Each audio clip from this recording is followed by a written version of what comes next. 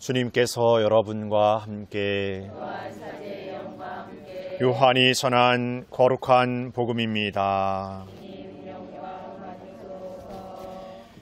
그때 예수님께서 제자들에게 말씀하셨다. 조금 있으면 너희는 나를 더 이상 보지 못할 것이다. 그러나 다시 조금 더 있으면 나를 보게 될 것이다. 그러자 제자들 가운데 몇 사람이 서로 말하였다. 조금 있으면 너희는 나를 보지 못할 것이다. 그러나 다시 조금 더 있으면 나를 보게 될 것이다. 또 내가 아버지께 가기 때문이다 하고 우리에게 말씀하시는데 그것이 무슨 뜻일까? 그들은 또 조금 있으면이라고 말씀하시는데 그것이 무슨 뜻일까? 무슨 이야기를 하시는지 알 수가 없군 하고 말하였다. 예수님께서는 제자들이 묻고 싶어하는 것을 아시고 그들에게 이르셨다.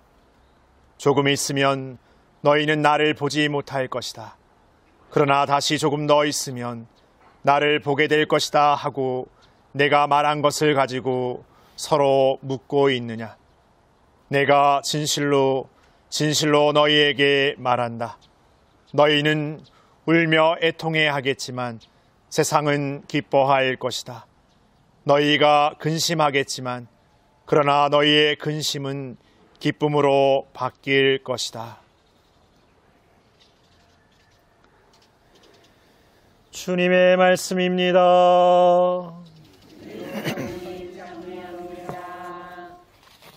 찬미 예수님. 오늘 성전 안에 페인트 칠 하고 있는 상황이라서 이렇게 부득이하게 이렇게 나와서 미사를 하게 되었습니다. 그래서 괜찮으시죠? 네. 어제 이 날씨에는 햇볕이 아주 강렬하게 그저께도 그랬고 오늘 딱 맞춰서 조명 조절을 이렇게 하느님께서 해주시는 것 같습니다. 우리가 살다 보면 이렇게 많은 이별을 합니다.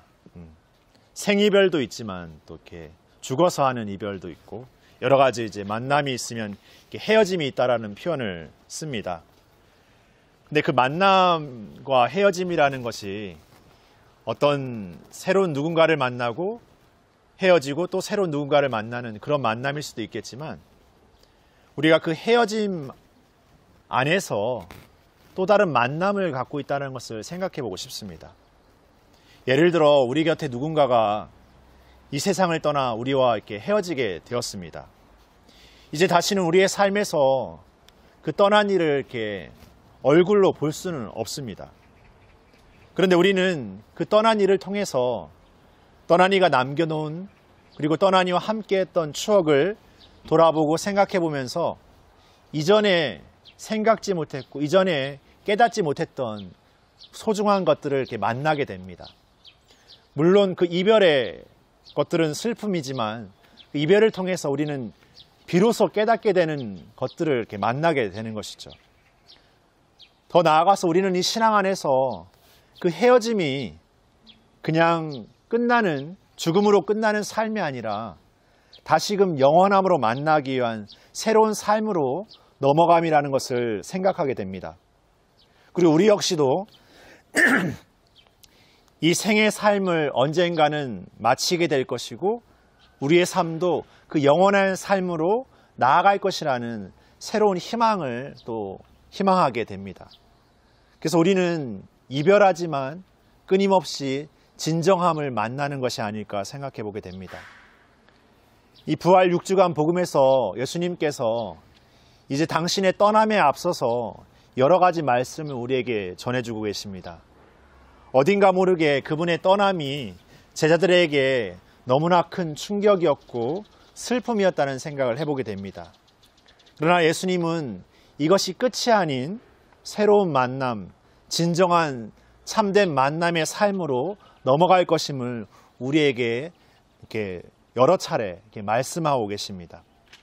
어쩌면 우리의 지적인, 우리의 삶의 어떤 그 크기가 그분에 대한 삶을 온전히 깨닫게 내기에는 부족함 투성이지만 그분께서 우리에게 보여주시는 말씀 안에서 끊임없이 우리가 그 믿음으로 나아갈 수 있는 문을 끊임없이 우리에게 열어주고 계심을 생각하게 됩니다. 바로 오늘이라는 시간도, 그리고 바로 지금이라는 시간도 바로 예수님께서 우리에게 주시는 그분을 알아가는 또 하나의 여정이고 새로운 삶이라고 생각해 봅니다. 오늘 우리는 무언가를 이별하게 될 것입니다. 무언가를 기억했던 것, 무언가를 만났던 것, 무언가를 했던 것을 이별하게 될 것입니다. 그러나 우리는 그 시간들을 통해서 다시금 더욱 소중한 것들을 만나게 될 것입니다. 그리고 우리는 언젠가 그분과 함께 그 영원함의 승리를 차지하게 될 것입니다. 우리는 그 영원함을 희망하면서 오늘의 작은 우리의 삶을 더욱 소중하고 의미 있고 가치 있게 살아가는 오늘이 되었으면 좋겠습니다. 잠시 묵상하시겠습니다.